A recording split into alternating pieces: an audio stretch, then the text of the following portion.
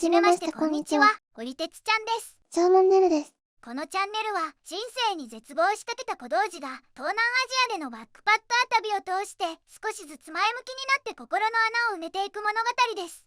コロナ禍も終わりかけた頃の旅で YouTube の他の旅動画のようにリアルタイムの生の情報はお伝えできませんが、最後までお付き合いいただけるようよろしくお願いいたします。はい。始まりました。始まりましたね。ところでお前誰？いきなりね、さっきまで息ぴったりだったのに。まあいいわ。私は縄文時代から舞い降りた遮光器土偶の妖精。お前の先祖は、怖いって与えんやい。お前の方がいきなりだわ。遮光器土偶なら縄文末期やんけ。約3000年間のあなたの子孫の中からピンポイントできたな。とっと設定はねるから、よろしくおまんとす。よろしくおまんとす。アナリティクス見てここで視聴者離脱してるか後でチェックするからな。ところでアリテツはなんで旅に出たのよ。そうね、ぶっ込みすぎて総集編みたいになった予告編見てくれたかしら。似てないわよ。視聴回数50弱でユニーク視聴者数7人のゴミ虫が見たのほぼほぼお前だろ。いかにも時空を超えてまで会いに来てきついわね。まあ要するに会社で散々な扱いを受けて心身ボロボロになってやめたのよ。それは後々話すことにするわ。会社後にベッドの中でダンゴムシのようにしばらく過ごした後に、どうせ少しの金と時間あるならと昔やりたくてもできなかったバックパッカーやろうと思ったの。そうか、ゴミ虫じゃなくてダンゴムシだったのね。どうせ深夜特急に憧れてたんでしょう。ありがちよね。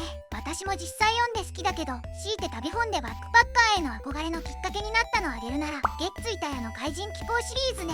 学生時代に授業中に読んで爆笑して先生に怒られたわ。今ならそこそこ炎上しそうなやつね。つまらない世の中になったもんだ。本当に縄文時代からってたんか。昔の旅本って情報が少ない時代のものだから、まさしく冒険って感じで魅力的よね。今の旅行作家ってネットやスマホ環境が大前提にあるから、宿確保や交通手段、観光の情報を得るための試行錯誤がなくなって書くのも大変そう。今ならスマホ取られたとか翻訳アプリでとかかしらね。そういう背景もあって時代は本から映像で見せる動画コンテンツにシフトしているんじゃないかしら。そうかも。だから私もどうせなら何か旅した証を残そうと思って GoPro 買ったのよ。その時は動画投稿とか考えてなかったけど、記録とものづくりは好きだしね。行き場所決める時に堀田昭夫の漫画のアジアのディープな歩き方も好きで最初インドに行こうと思ってたけど、コロナ禍の影響で書類関係やら準備が大変そうだったので、いろいろな国に一度で行けるし、規制も緩かったベトナム入りで東南アジア周遊に詳細のプランで決めたわ。まあダンゴムシ状態でコロナ禍のインド入りは最終的にガンジス川を屍になって流されるのがオチね。航空券は出発2週間前くらいに勢いでスカイスキャナーからトリップドットコムの最安で検索して LCC のベトジェットエアーの成田からハノイ行きを買ったわ。手荷物許容量デフォで大丈夫っぽかったけど、久しぶりの空港の初めての LCC でもたもたしたくなかったから追加で購入して合計25,520円。今思えば無駄ね。経験不足や無知は金かかると改めて思ったわ。延長代と思いなさい。それにしても成田遠いわよね。それだけで小旅行じゃない。あとはベトナム行く時に成田のカウンターで出国手段の提示を求められるって見たから、125というバスや鉄道のチケット予約サイト使ってホーチミンからカンボジアのプノンペン行きのバスチケット予約してプリントアウトしといたわ。確定前の画面のスクショだけであらかじめ用意しなくても大丈夫だよ。歯も結構ネットで見たけど念のため買っといたの。その頃には初めての体験への準備は多少無駄金かかってもしょうがないの精神になっていたわ。ちなみに提示求められたの？求められたよ。職員さんにバッチリ見られたから用意しといてよかったわ。この頃は必要書類にワクチン接種証明書とかもあったけど、それは割愛するね。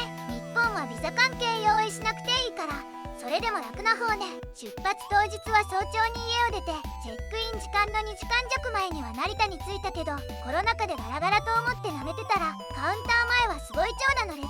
チェックインを終えたのが離陸の30分前で、事前に調べてうまくできるかドキドキしてた保安検査や出国審査の工程ももはや焦りで高速ベルトコンベアー状態よ。よく Twitter とか YouTube で見る航空券をパスポートで挟んで行ってきますの写真撮りたかったけど、そんな理由なくて脱出しながら撮ったのがこれ。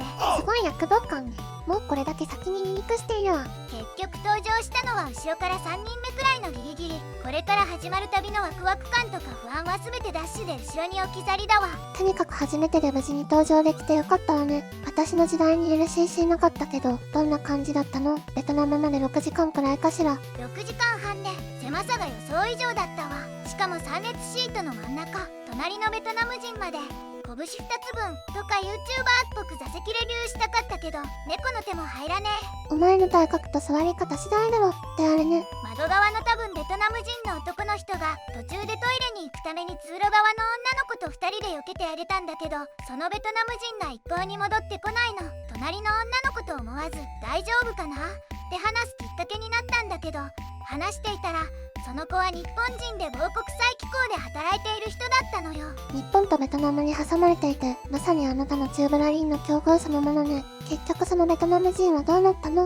到着まで戻ってこなくて、トイレ行く時にふと他の席見てみたら空いている席で横になって爆睡してたわ。心配して損した。すでにベトナムとの戦いは始まっていたのかもしれない。結局隣の女の子と少し仲良くなって、空港着いてからその子がいつもチャーターしてた運転手の車にブッキングドットコムで事前に予約してた安宿への途中まで乗せてもらったの。あの子がいなかったら初めての東南アジアの雰囲気に圧倒されてすぐに帰ってたかも。さすが慈悲深い暴気感ね。日本でも在日ベトナム人の犯罪が報道されてたから、一人になった後の最初の警戒心すごかったわ。ベトナム人みんな目がギラついて見えるのよ。ただ歩いているだけでもでっかいネズミの歴史体が10メートルごとにあったり、最初なんか燃えてるから火事かと思ったらみんな道端でゴミ燃やしまくってたし、一番燃えてるもので驚いたのが鉄アレイね。近くにハエまみれのグラブバイクのジャケット捨てられてたし、なんかの事件の証拠隠滅かと思ったわ。鉄アレイって燃えるんかい。他に初日で一番驚いたのってやっぱり交通量。交通量は数日間圧倒されたわ。カオス感は水曜どうでしょうの時代から全然変わってなかった。油断したら死ぬ。ベトナムに交通ルールって存在するのかしらね。今思えば水曜どうでしょうって無理や企画の規模的にも YouTuber の先駆けよね。安宿があるのは大きい道路の反対側だけど、なかなか渡れずに延々道路沿いを無駄に歩いたの。やっとマシな横断歩道を見つけられたけど、車もバイクも誰も止まらず、汗だくであたふたしてたらヒッピーっぽいモヒカンの南米系の兄ちゃんが大丈夫かって話しかけてくれたんだけど、北斗の剣の世紀末感が増して兄ちゃんには悪いけど余計不安になったわ。その頃はメンタルがダンボ虫状態だったから、まあ引かれて死んでネズミの仲間入りしたら面白いかなって思ったらなんとか渡れたの。道路の反対側を無駄に歩いてきたから、元来た方向に歩いてなんとか宿を見つけられたの。町の中心地はうるさそうだったから少し郊外の安宿を選んだんだけど、こんなに道路横断が大変だったとは思わず失敗だったわ。初めての国の初日はアクセスが良い宿を選ぶべきね。おう、宿はなかなか雰囲気あるじゃない。これぞベトナムって感じの。値段の割に良さげと思ったけど、中は改装してるし、テレビあると書いてあったけどなかったり、東南アジアの安宿あるあるが満載だったわ。下水道も改装しているからか雲刻さかったし、はははは。荷物置いたら気疲れしてたのか少し横になったらもう夜よ。近くに唯一あった飲食店っぽいのに入って出てきた店員にジェスチャー交えて何か食べられるかって聞いても伝わらずに、この日は終了。この日の食事は朝食べたおにぎりのみよ。先が思いやられるわね。東南アジア旅第1章ベトナム編第1話終了。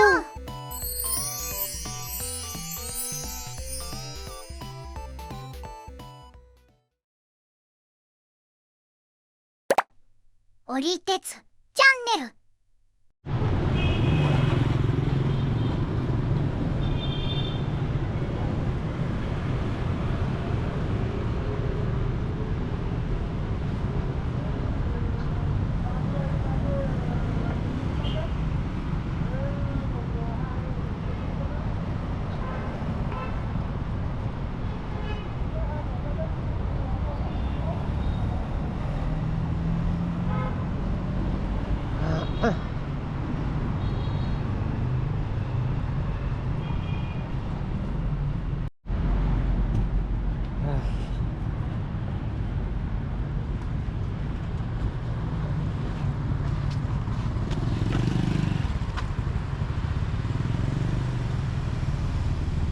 ぽい。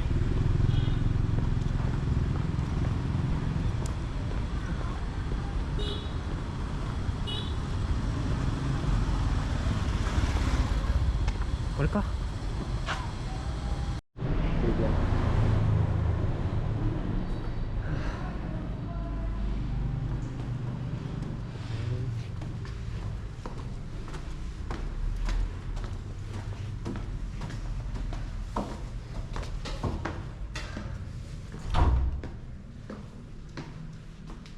Narung ya?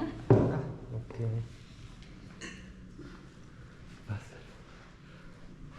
Bathroom? Ya, baru. Oke. Balcony Balcony. and Oh, nice. Can I smoke here? huh? Can I smoke here? No. I don't know. Cigarette. Yo, yeah. Outside it's okay. Okay. Thank you. And at night you lock. 臭い。この匂いがする。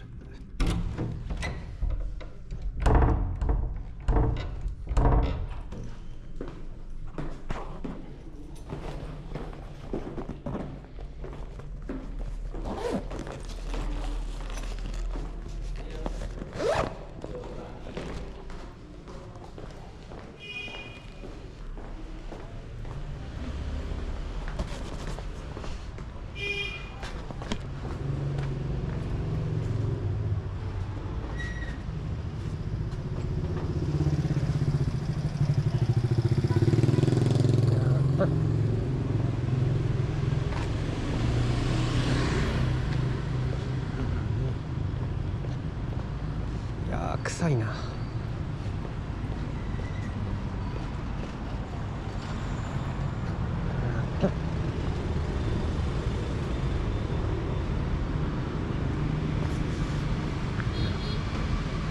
最後。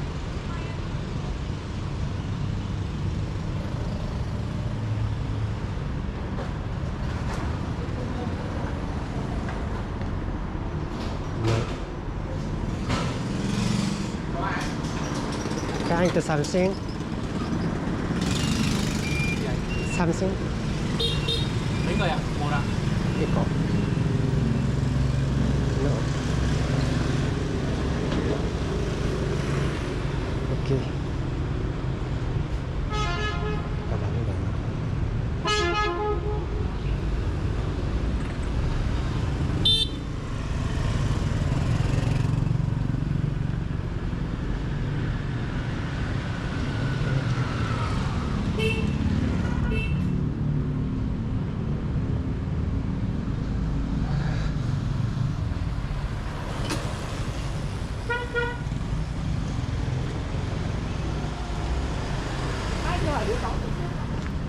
いやー、きつい。何もわからない。